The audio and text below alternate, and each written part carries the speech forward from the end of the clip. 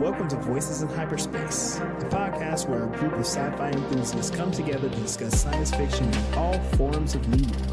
Our ongoing mission is to review the hit 90s TV show Babylon 5. This week we are taking a look at Season 1, Episode 14, TKO. I'm Legendary Black Lion. I'm Melisila. I'm Nita Painter. Hey, it's Sunday. If you haven't noticed, we're pretty into this episode. And I don't know how y'all felt about this episode. It definitely was a filler. It was more of a filler than the last episode. And to me, there's not a whole lot to talk about. There's a little bit of character development. But with just one character. One main character. So we'll get into it. My initial thought, this is a filler episode that tries to retell the story of Bloodsport and Kickboxer, but in space. There's this early 90s trend where everybody had to have a martial arts episode. Or a fight episode, right? I think they did a fight episode on Family Matters. They did a fight episode on Step by Step. Everybody's a great martial artist all of a sudden. And so every TV show had to do one. I will say, for like sci-fi television, Star Trek did an amazing job of maintaining their horrible fight skills on screen. The only character who had like a martial art was Worf. And if you recall, anytime he tried to fight, he got whooped badly. So Star Trek remains undefeated. They didn't have to what they did have, like that weird martial art that he practiced. And he taught classes and he would spar, but he wasn't a good fighter. He got beat up every episode. Yeah, and he didn't get to learn it from other Klingons. Like, how did he learn it from, like, the database or something? Yeah, he was YouTube. Probably explains why he wasn't too good at it. I mean, the only time he really looked like really good fighting was when he was just going at Borg with the bat lift. Yeah, that's the only time that he could win fights is by stabbing people. I know I talk about like the different 90s tropes and all that stuff, but a couple of things that stood out. So the fighting on all these shows is just terrible, right? Watching Garibaldi try to throw a punch is painful. Watching like any of these characters like actually fight, because fight choreography has come such a long way in the last 30 years. So going back, a lot of this stuff just does not age. It doesn't age well at all. And, I guess we can't blame the actors that much because none of these folks are trained fighters. They learn how to fight, to stage fight from very old methods. Also, think about the type of martial arts films that came out in the early 90s. Everything was like, kind of like in the 80s, it was like secret techniques. And you basically had to poorly mimic Bruce Lee. Flail your arms around uselessly and all that stuff. You didn't get a whole lot of like practical, because it had to look flashy on screen. So it's whatever. Right. But and a lot of it was... go ahead. A lot of it seemed more fantasy. It's like the mystical arts, blah, blah, blah. So if I swing around, I'm obviously doing something that you don't understand, that I made you lose somehow. Yeah.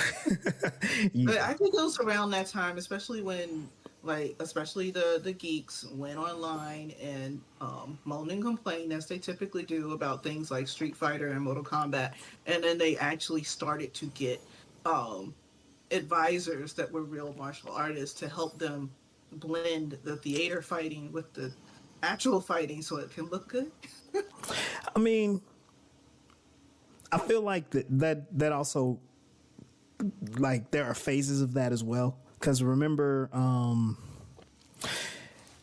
the late 90s, we had basically kung fu theater fighting, wire fighting. Everybody could do the Matrix bends and slow mo kicks, and just like unnecessary slow mo.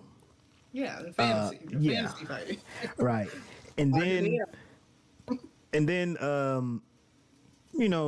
in the early aughts, they started to incorporate like MMA. So you got somebody that would like take you down full mount ground and pound for like 2 punches and then just suddenly get reversed. And it's like, yeah, the fight looks familiar, but it's still unrealistic, but I feel like there's always like phases of that. Like, let's make it look sport realistic. Let's make it look fantastical. Let's make it look like a clumsy street fight. And then we go back to like, let's make it mystical arts. Right. And then it kind of like in this episode. So, okay, we'll talk about it. So the episode starts off basically, Garibaldi. What they're right outside of the wherever the shuttles dock, right? The docking bay. Y'all notice how Garibaldi constantly has his back turned to somebody about to stab him? This is like the third time. He's out, he's this hard-boiled cop, but he never covers his own back. It's always somebody else. Yeah, that's his team. He trusts his team to have his say. That's what's up. Yeah, but They don't. but he's never with his team though. He was like the only security guy there, stopping that robbery or the burglary, right? Mm-hmm. And then his friend, oh shoot, I don't even have his name. Hold on. Smith. Bromance. Oh, you said it was a bromance? Hey, you know what? It does come across pretty bromancy. Very romantic. Bromantic. Yeah.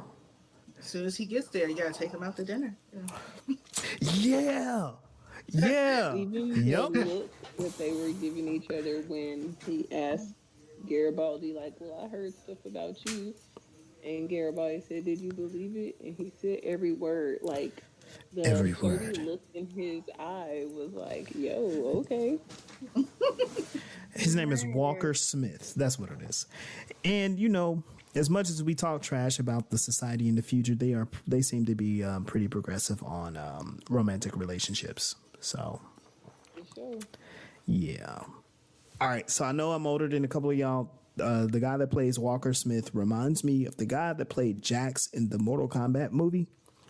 The very first one. So Jax doesn't fight in the first Mortal Kombat movie. He's chasing Kano and then he gets left. Yeah. But that's who Walker reminded me of. I don't know if they're the same actor, and I'm not going to look it up. I wouldn't be surprised, though.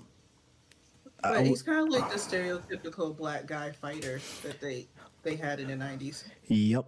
And look at that box fade he got. That was an interesting hair style for back then. Because I think right around the... it was big in the early 90s, and then it was gone pretty shortly. Like, by 93, 94, the people weren't doing it anymore. Yeah. Not too many, anyway. What did y'all think about his story? So he shows up on Babylon 5 to participate in this alien martial arts, this alien underground fight or whatever, right? What did y'all think of his reasons for doing that? Ego.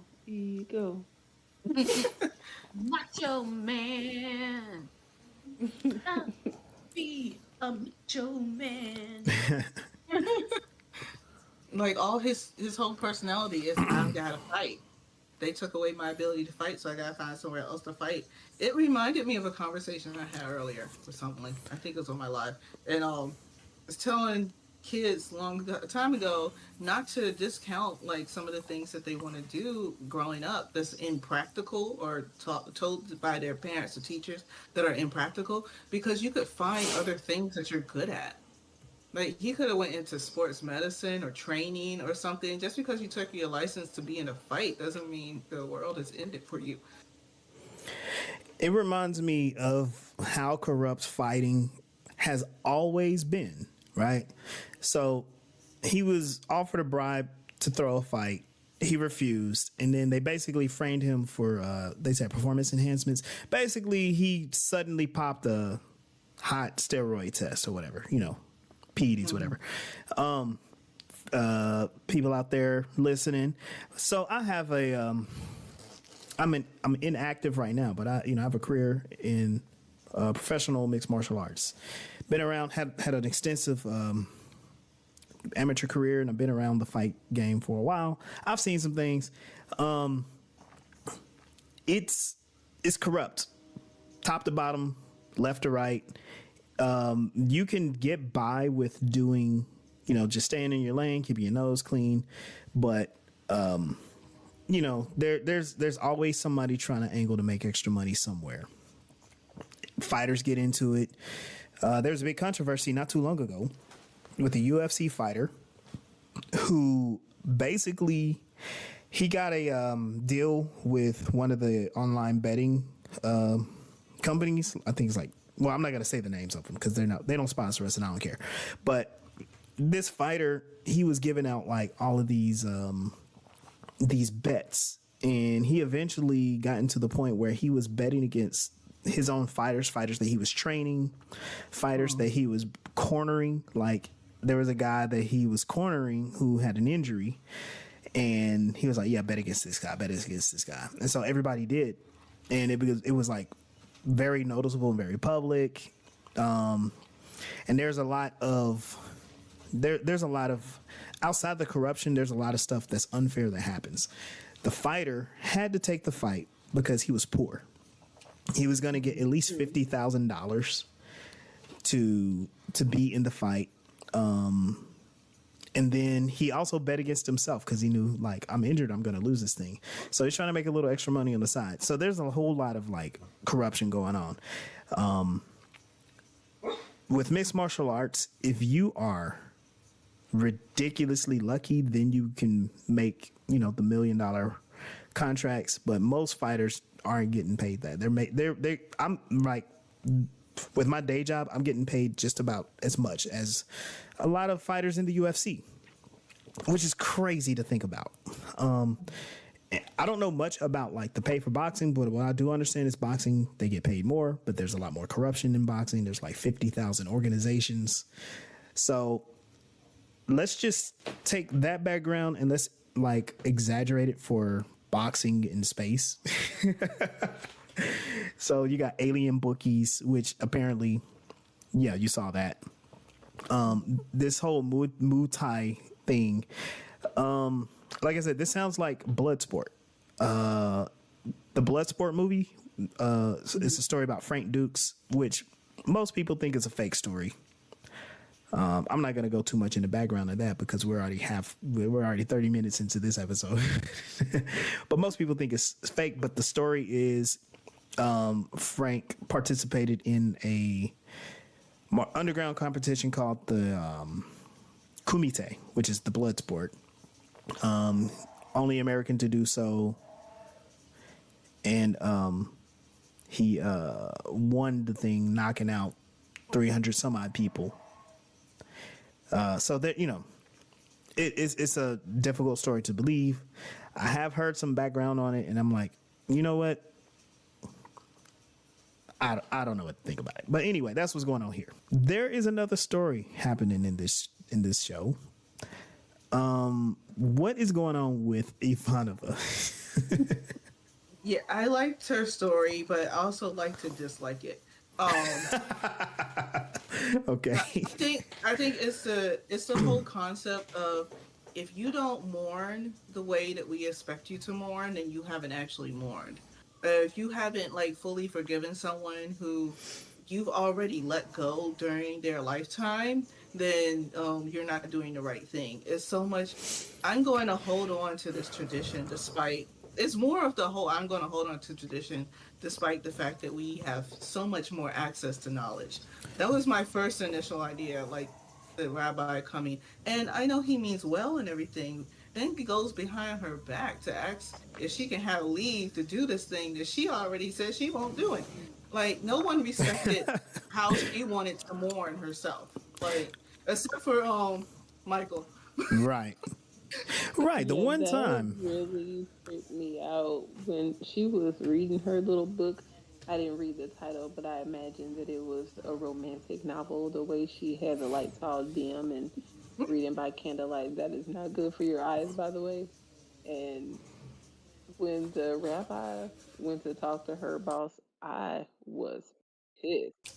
I'm like, no, he did not. Like, you don't know why I said no to wanting to do this. And how dare you go, ask for my time off? I could be planning to have that time off for who knows what. And then I was doubly infuriated when the captain or whatever his name is granted her the time off without her even asking for it. Be like, who is you to determine when and how I'm gonna take my time off? I'm gonna grieve this process, like Mel said.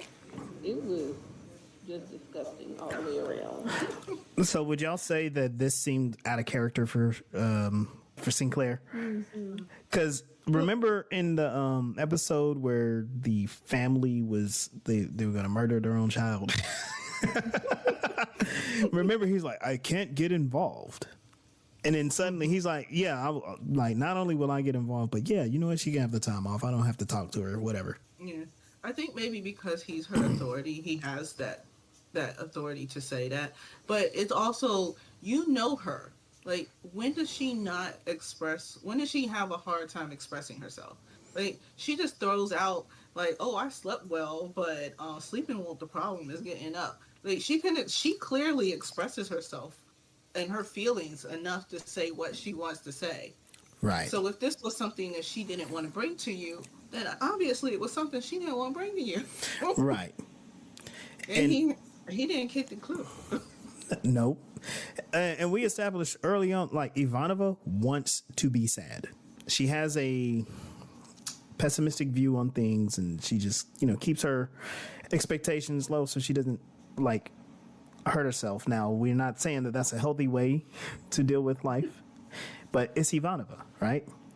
Mm-hmm. So Rabbi Kozlov and Commander Sinclair, they basically took her agency away, which, to tell this story specifically, which, okay, I gotta say, again, it's weird that they wanted to pick this back up so far into the season. What do you think was being accomplished with this story about Ivanova? I think for me, because they have a very good track record of paralleling the two stories. So Walker was supposed to try to overcome the ending of his boxing career into something new. Whereas with Vanova, they're trying to force her into mourning her father so that she can move on with her life, even though she already has and nobody's listening. Right. Yeah, I just thought it was weird. There's like, oh yeah, here's this thing that we briefly mentioned about Ivanova. We even showed her father dying. Yes, she has trauma from all of that. She has trauma from her mother being a telepath and being, and dying from the drugs. But no, let's go back to her father. Let's talk about her dad, because that's important for some reason. And it's also another trend, like, especially when you consider Sinclair and the way he was basically trying to inadvertently kill himself, because he had I'm sorry. I keep remembering that, and it's just funny. It's not funny, but it's funny. yeah, like, he hadn't overcame that trauma, and until he started to confront the trauma. And I think the story writers wanted to say that she, it's a good thing that she confronts her trauma within the confines of her culture. To they saw it as a good thing. Like, yes, you did, they are showing it as a good thing. I'm seeing it as a bad thing because I understand that everyone grieves in different ways. But they're, and then the creator of the show, of Babylon 5, he was from Russia, and his family was Jewish. Part of his family was Jewish. Oh, that's So this right. is Thank every you. time she shows up, it's just like, I'm just going to sit there and for no reason tell you that I'm a Russian Jew.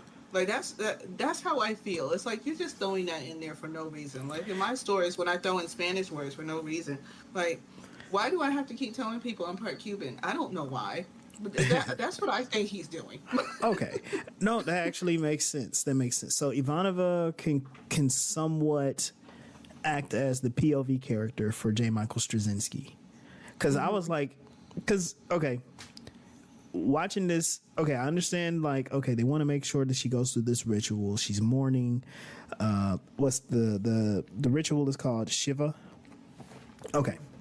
So Rabbi Kozlov, he is a clear fish out of water character. And I didn't want to say this until you said that, but he definitely comes across as being more of a archetype or a stereotype versus like a fully formed character. And if that was done on purpose, then that makes sense. If it's coming from J. Michael Straczynski's perspective, so he's probably putting together a bunch of characters that he grew up with, personalities he grew up with. But this guy literally looks like a 20th century person dropped in the middle of the future. He looks bewildered by technology. I'm like, did he come fresh off of a farm to the space station? Right. And it's 200 years in the future from now. So yeah. Why is it like, oh, well, you can write me, or what's the thing? Tell us something. Like, we got phones 200 years. Like, y'all, you can 300 years before you. You can send messages to like distant parts of the galaxy. And you're talking about sending me a letter. Like, yeah. Yeah. I think my weird perspective that I just got on that is like, for his character to be where he is now in age and stuff, he would be the great grandchild of Generation Alpha. Nice. So how are you not familiar with technology? Like, he should know how to FaceTime. He should know how to do all of that stuff. Well, no, that should be old to him. That's old school. Yeah, that's older than a rotary phone for him. Yeah. You have to use your hands? That's a baby's toy. Sorry, y'all. Back to the Future reference. But yeah, he came across as a fish out of water character. And again, if this is J. Michael Straczynski kind of channeling like, okay, the rabbis that I grew up with were these old, out of touch people, then I need to have the rabbi that I write be an old, out of touch person in space. And that actually is pretty hilarious. So, we are back talking about the Mutai. So, all right, let me ask y'all this question. You have this brutal alien fight circuit, and it is fully formed and functioning on the space station. Do you think that this is a significant source of income for the station? Because those events look like they were sold out. Yeah, and for Garibaldi to know about it, know that he watched 3 people die in it, and your security, and you're just like, oh, you got tickets? Okay, I'll go. Like, like there was no, I need to find out who this is or what they're doing and see if there's anything shady. And he knows that the fighting circuit is shady, and there's probably something. He's just like, oh, it's just some brutal alien thing like that. I think a different writer, even though there's all of the Jewish culture slightly forced into the story. Um, I don't feel like it should have been. I felt like they could have literally found a good way to put it in there. But this way it feels forced. But like, even though that's in there with um, um, the creators' ideas, the whole boxing thing didn't sound. It sounded like it was another art writer writing that. It may have been. Thinking They about. had tickets, Go ahead. you know. They had tickets, so Yeah. it must be legal. You're not allowed to sell tickets without the proper permits. All right. Let's kind of think about this. So, you're on a space station, 5 mile long space station, rotating sections for artificial gravity, yada yada yada. The primary purpose for this station is diplomacy. On this diplomacy space station, you have casinos, you got adult entertainment, you got fights, people getting stabbed, officers getting shot, poor people with no income or jobs or living down below, alien attacks, Vorlons coming about to blow up the station. Like, there's a lot going on in this station, and it makes me wonder, like, okay, so we know all this stuff is going on. Who's making the decisions to let this stuff keep going on? The politicians, It's clearly Earth, right? right? So what would be the benefit of having what would be the benefit of having this alien fight circuit where people can die on the space station for diplomacy? I kind of think because they need to let it was brought up before. Like we can't interfere with other people's cultures, no matter what we. That was what the one where the kid was going to die. If that's their culture, we can't like directly interfere because that would mess with diplomatic stuff. So if the cultures are allowed to live on that station, they need to be able to do the things that that culture does. And most of the time, it's harmless. But in this case, we get to see one where it is actually killing people. Yeah, because Garibaldi, he's very involved in, like, trying to, get, stamp down on the drug trade and weapons trade and all that, contraband. But again, fighting is a very shady industry, especially if people can die in your fight circuit. There has to been some corruption to allow that. And I wanted to add one more thing. The aliens that are involved with this Mutai, you never see them again. They're only in the episode this one episode. So I mean, do they have an ambassador, or are they just like, hey, we're just gonna occupy this space and we're just gonna do this thing?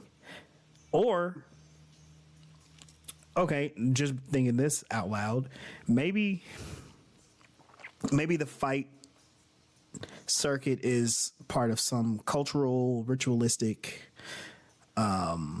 expression. Because remember, a few episodes ago, they were doing like the exchange as far as like the different religions. So maybe this has something to do with it. Yeah. So then that would make sense. It's a ritual. The fight is a ritual. Yes. And that they very much copied the Thailand and Japan to create. Yeah. And, Yep. Those are the I exact feel- places that.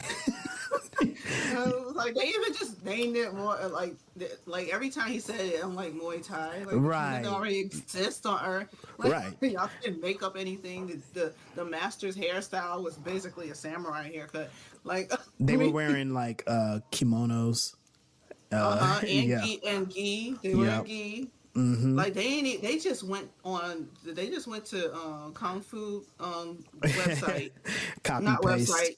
It's no, they had a catalog back then because I used to look at it all Oh, the time. yeah, It's on yeah, the yeah. library, the Kung Yep. Fu library catalog. Yep. That's where they got their outfits from, and they just put them little patches on them. And Yep. but even where the patches are, Yep. they just copied that whole thing. But The thing with Garibaldi reminds me of the saying, um, red if you through rose covered glasses, all red flags just look like flags. Wow. So it may just be Garibaldi's perception with the bromance and the fighting. He loves fighting. He's already shown that. He's bad at it, but he has this interest Yeah. and gets excited about it. So he most definitely, when it comes, he's got a blind spot there because of personal reasons, because he's got on those rose covered glasses. You know what? You just said something that I'm connecting to. Apparently, in sci-fi, the chief of security always gets beat up or killed. So Garibaldi, on more than one occasion, gets his ass handed to him in this show. Yeah. And then, I mean, yeah, if security was that good at securing the ship, no plots would ever happen other than like, interpersonal drama. I mean, there are ways to have security be good, but also have the chief of security like be in danger. But his crew is literally nowhere ever. Like the only place they showed up is to put down the strike, and that was it. So then that tells you what they're all about. If y'all haven't noticed, this episode there's not much to this episode. It is a filler episode. It's melodramatic on one end. Well, it's melodramatic on both ends because Walker Smith basically he intends to enter the Muay Thai. He insults the Mutado. The Mutado is like, nah, go back to Earth. He comes back, shows respect. He's like, okay, you can train. He's like, okay, now that we've seen you train, you can fight. He gets a championship fight for whatever reason. He gets into the fight, and they fight to a draw. So it goes from being kickboxer to Rocky. Yeah. And guess And what? Oh, go ahead. he ends up getting that fight because of the mysterious stranger that gives him some information. Just comes out of the corner like, hey, I know how you can get this, but they're not telling you. Oh, Which is very that's right. I forgot about that. stereotypical of a lot of them little martial arts movies that came out in the 90s. Yeah, like a secret way for you to get in. Back then, it was like in the other shows, it was like how an American can get into this thing, right? And this one is like how an alien, not just any alien, but a human, an Earthling can get into it, because they were saying like humans, this isn't for humans, like this ain't for you. Which would have been an interesting thing to explore because they could have been like, look, humans be putting their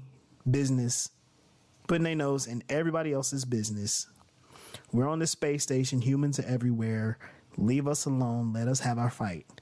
And they could have just had a little bit of a story development with that because think about it. Which of the aliens trust the humans? None of them. And most of the aliens don't like the humans at all. And they could have connected all of that to the end of the Earth-Minbari War and how humans almost got wiped out and people don't respect humans. But no, it's just like, no, here's a mysterious way you can get into the fight. Which wasn't, yeah, oh, well, you already said that. It is always like, because when you put it that way, Earth is kind of like the supremacy there. And in a lot of those like 90s martial arts movies, it was an Asian thing, and this little white boy wants to come join, and like, no, you can't join, Right. Yeah. Right. But I'm superior, so I should get to join, right? Give me a chance to prove myself. Mm-hmm. It's the same plot as all the other. They were just on the bandwagon. Yeah. It was a trend. Trends go longer back then. Yeah, I mean, Not like on TikTok where they like here for a week and they go away. right. Back then it was like decades long trends. All right. Before we move along, any thoughts from Nita or Sunday? I know there's not a ton to talk about. Well, we're kind of monopolizing it, but any thoughts there for you two? Nah. Y'all got it. What did you think of Walker Smith's fighting? Oh, it was like, cow, okay, your turn. All right. Cow, okay, your turn. All right. Yep. They were very good sharers of the punching. It was very much a pro wrestling style test of strength type fight. Okay, now yeah. we're tired. Yep. We're tired. And then the guy gets up, he's like, "It is done," very dramatically. And it's like he gained the respect of the Mutado and plus like everybody down there. I guess he's the only human that can take a punch. I don't know. It was really strange because the dude was like, human, never, you will never, rar, rar, rar. Actually, you know what, you good with me. Like, Right. that was fast. That de-escalated quickly. Yeah. Yep. So back to Ivanova, wrapping that storyline up. Basically, she just kind of chases Rabbi Kozlov off the ship. She's like, "I'm not gonna do it. My father's been trying to control my life all his life, and now he's dead. He's still doing the same thing." Like, that's kind of wild, right? Like, I mean, we get that her parents were, well, her mother really wasn't all there. And, she was being drugged most of her life. And her father, like, what was this, like, okay. And I apologize because I missed all of this. What was her relationship with her father? He was not very, he wasn't very loving towards her, right? Right. Like when her mother started taking the drugs to control her psychic abilities, I guess he got depressed about it and withdrew from his children. Oh, that's awful. He stopped. Yeah. So she's like, you weren't being a father. You were there, but you weren't actually being a father. So why should I care? And when she lost her brother, who I guess maybe was more of a family to her than her father was, there was no reason to stay. So she joined Earth Corps, and that's how I feel. Like, it reminds me of like adult children that like go non-contact with their parents, and people are like, but that's your parent, and you should mend the whatever, blah blah blah, despite whatever they did. And it's like, why can't I have peace just because this person shares genetics with me? Yeah. So I think Sunny and I were having a conversation about this, and my sister. So we were talking about how community is really important, right? And I guess that's what the purpose of having Rabbi Kozlov as part of the story. He's excuse me. He told Ivanova that her father said he was entrusted with her legacy. He was a family friend and all this. And so he's like, okay, I'm going to perform my duties. I'm going to be the family friend. I'm going to make sure that she participates in this ritual, whatever. But she was estranged from her father. And the thing is, just because you are genetically related to someone doesn't mean that they are the capital F family. You're related, but maybe they just don't engage in your life in a way that makes you feel like you're connected to them in a real way.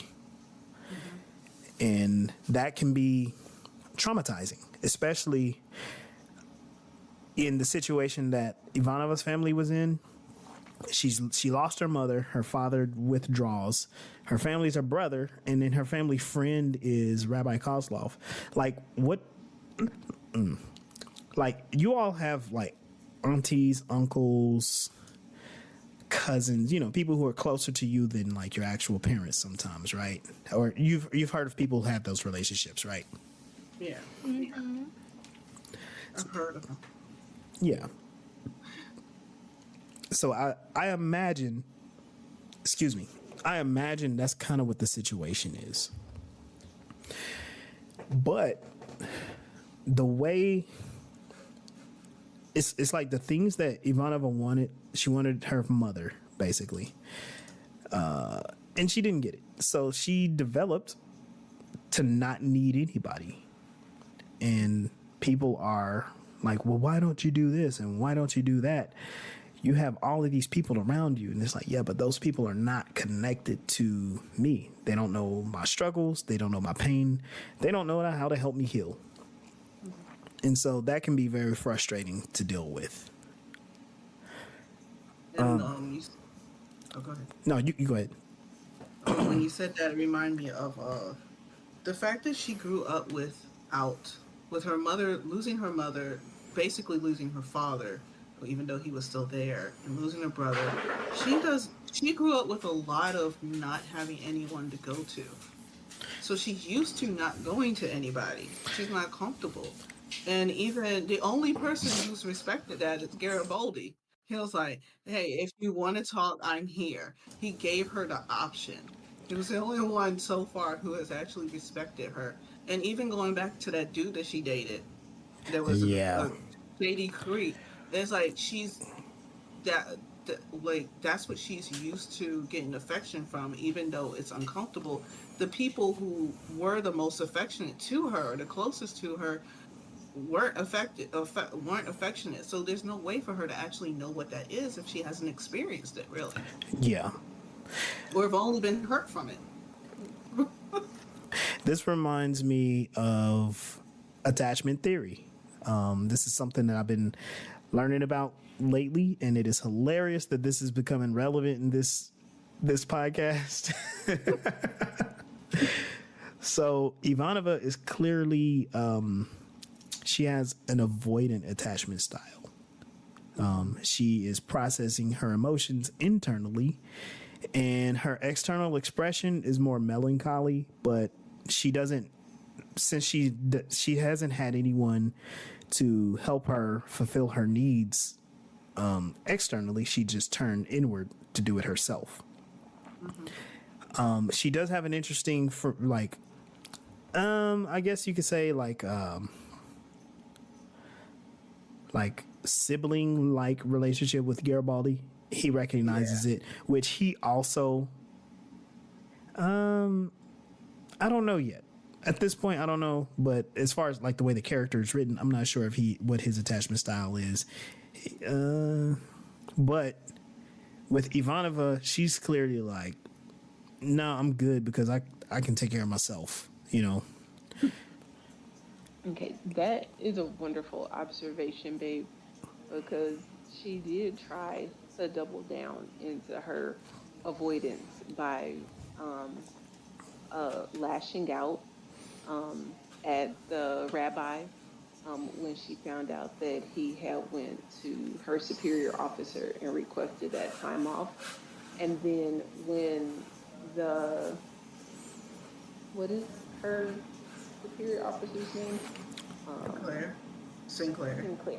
Yes. When he was like almost ordering her to take the time off, she rejected that and tried to put herself back into her work, and was not wanting to deal with the grief and things. Even though I really liked what Mel said earlier, that who knows how she's dealing with it. I think Damian is right. She's dealing with it by not experiencing or feeling those emotions. I also think that there would have been a really great opportunity, you know, for someone to offer her like safe events. We've been learning about that too, like giving a safe space for her to express those emotions and things, because they are in like a constant state of like emergency and panic a lot of times, with there being terrorists and then there's assassins like and kidnappers right, all this stuff, right? And so they're all just like wound super tight, and I am not sure, but are there even counselors on Babylon 5 that are No. dealing with all of these issues? Everyone needs therapy in here, no therapists. There's no And no one therapists. considers there being therapists, but we got a psychic. the, the We did this. say that again. I was like, and we got Sinclair. Everybody telling him their business. Yeah. It's like the one character who could actually help them with anything is most likely Ambassador Kosh, and he's just an ass. You have a hole in your mind. He thinks all the humans are beneath him, and he's not going to do anything to actually be helpful yet. So Help me, Ambassador Kosh. no. Can't. Help us. Humans are beyond help. They're like, then why are you here? To No. tell you that humans suck. The I think he's watching. Yeah, he's watching. Yeah. He's watching. In fact, you know what? I think it would be more fun to talk about like the status of the characters than this actual episode. Yeah, Ambassador Kosh is watching. He's been watching. Who is also watching is Ambassador Delin, because she has a standing order. Remember, she has a standing order to murder Sinclair if he remembers. So if he goes through therapy and they bring back his memories, then she has to kill him. Yep. Talk about having toxic people around you. You know what I mean? It's crazy. Sinclair, he does remember. He has the help of Garibaldi to investigate what he remembers. He also remembers that Delin was at least present in the Grey Council. So they are set up for friction in the future. Garibaldi fell off the wagon, but he's back on because, it's a little early in the series. We having a very slow turn to become a sympathetic character with Ambassador Jakar.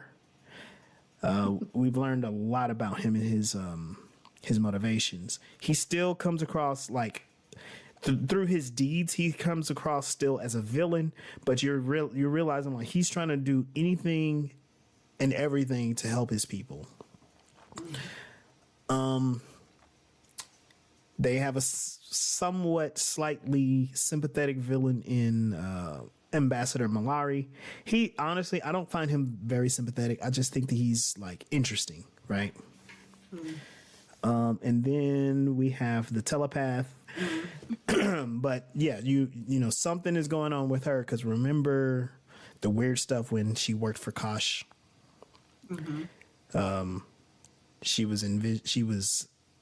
Kosh was doing things to her, and apparently whatever he was doing to her will come in handy later. Let's see. Talia's the blonde. Talia, okay, then Lita. Okay, Talia is the blonde. Talia Winter, and then Lita Alexander. Remember, she was in the pilot, and she got reassigned.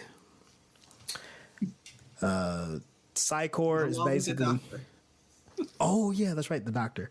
Which Dr. Franklin, he was in this episode, right? No. No. Wow. Okay. Yeah, he wasn't in there at all.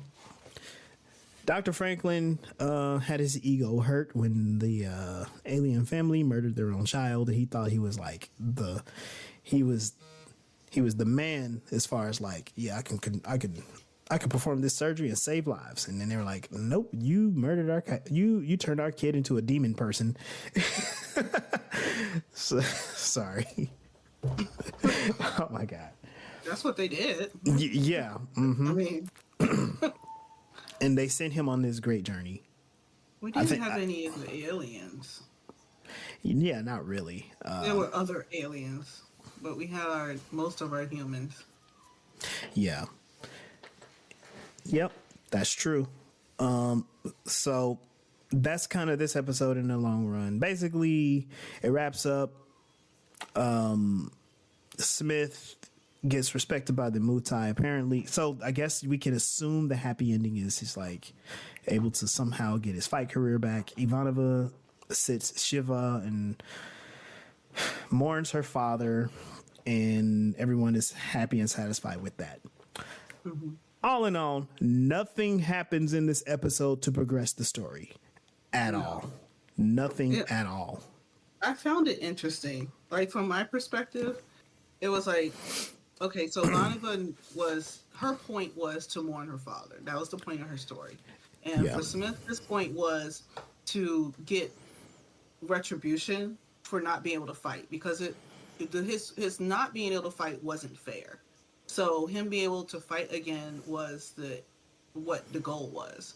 And neither one of these needed to be the goal. Neither one of these were the healthy goal. Right. Like, there was nothing healthy about going from one shady boxing to another shady martial arts. And it wasn't healthy about forcing her to, go back and be a part of what her father wanted her to be a part of, when she didn't feel like she was welcomed into that. She's being pushed into it, but not welcome.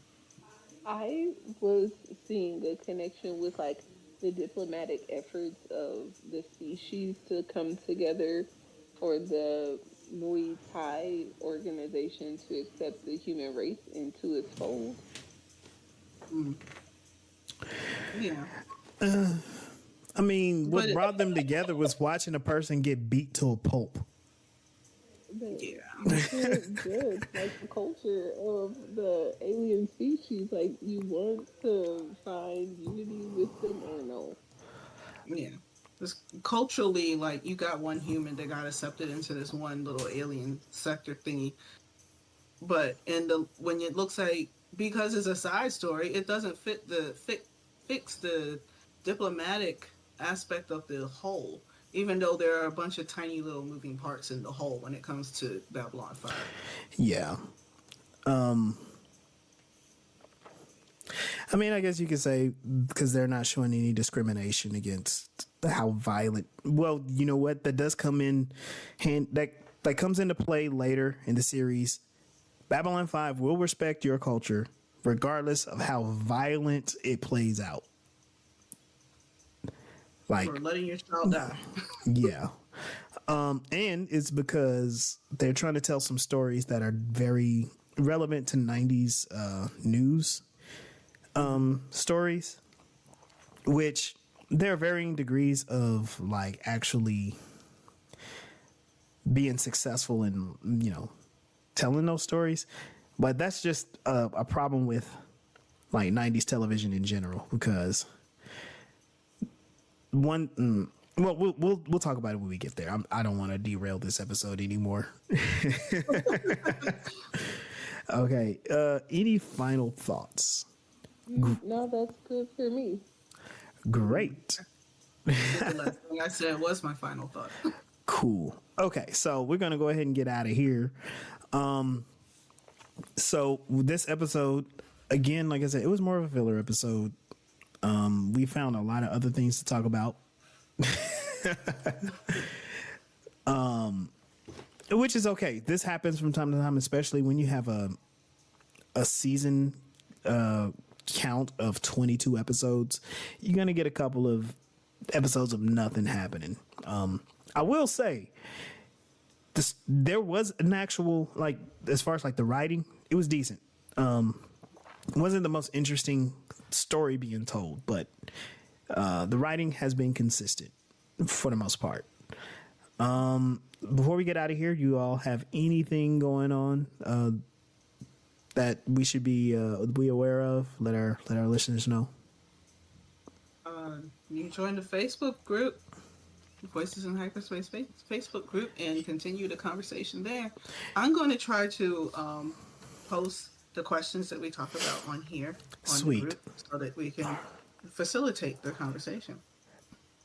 Great idea. Very good idea. Next week, as of this recording, next week is the Thanksgiving weekend. For those of you who are planning to celebrate, anything going on y'all got happening? who was it? I think it was Sunday who was like, a great way to repurpose the 6-foot skeletons is to Yes. use them for Thanksgiving decorations, to commemorate all of the genocide and things. Yeah. I will definitely be with the fam because there is one particular family member who is not quite there yet. According to my offspring, this is the first Thanksgiving we've ever had, and she's 6. So. Oh wow. Because Okay. every other time, like, we're gonna go to your grandfather's house to have dinner. Okay. Oh. Okay, I understand. Yeah. So we're not doing it because it's Thanksgiving, but we are doing it because it's Thanksgiving, if that makes sense. Understood. Yeah. Yeah. Yep. Okay, so we're going to go ahead and get out of here. Thank you all for joining us for this episode of Voices in Hyperspace. Be sure to follow us on our YouTube as well to continue the conversation. Remember, just like Mel said, we got the Facebook. You can find us on all of the different the major streaming platforms. I did get a message that Google Podcast is going to be discontinued at the beginning of the year, and it's going to be folded into YouTube Music. So do with that information as you will. I don't know what to do with it. But, you can still follow us on Spotify, Amazon, Apple, and a bunch of other little things out there. Whatever you like. Oh yeah. Also follow our TikTok Voices in Hyperspace.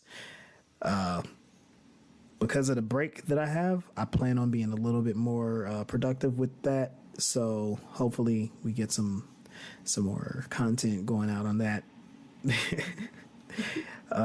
You can follow Mel's TikTok. Yep. At Mel Asylum or Mel's Rebellion. Same. Yep. You can follow me at Legendary Black Lion on all platforms, but mainly TikTok and Instagram.